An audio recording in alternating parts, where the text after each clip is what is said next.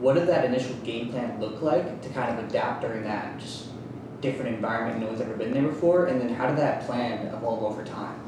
Great question. Step one of plan was absolute panic. It was a pretty dark place, to be honest, and you need to get to a dark place, I think, sometimes to get real clarity on how to move forward. And I was very lucky in that at that point we had already we had a board of directors. It was small, but I had a couple of people that I could call on, really for the hard advice and and the hard time. And I remember getting a call from one of those board members, and on the Saturday, March 14th, so before everyone else was really freaking out, and it was, hey, Paul, we need a game plan, end of this weekend. And if we don't have one, like we might fail. Like people, I think, are going to underestimate how bad this is going to be.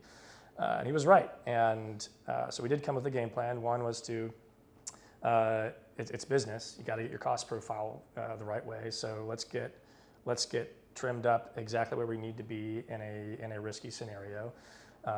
We made a really tough call of reducing our staff. We delayed store openings. We cut costs. We cut our advertising costs by 60%, I think, overnight. And second was, if we're going to get you take our medicine out of the way, I wanted bullets number 2 and 3 to be positive. So second was keep playing offense where we can play offense. So we ended up keeping all. We didn't try to get out of any of our retail leases. We said we're going to open all of them. We're just going to delay them. We're going to still do all the marketing things we're going to do. We're just going to do them at a lower rate. And the third thing was still believe in that consumer and trust that consumer and hug the people who are already there for you. So let's try to get people to repeat as opposed to go try to find a bunch of new customers right now. And so the best thing for us to do at the time to get repeat business was actually to introduce new products. And that ended up being a really unusual playbook.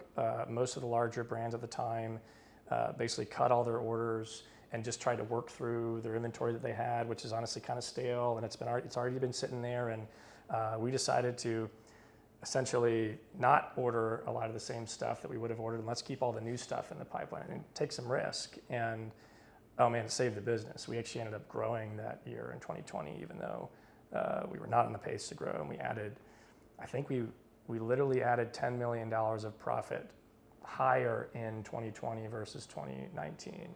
So, you can make good out of bad if you really have a good plan.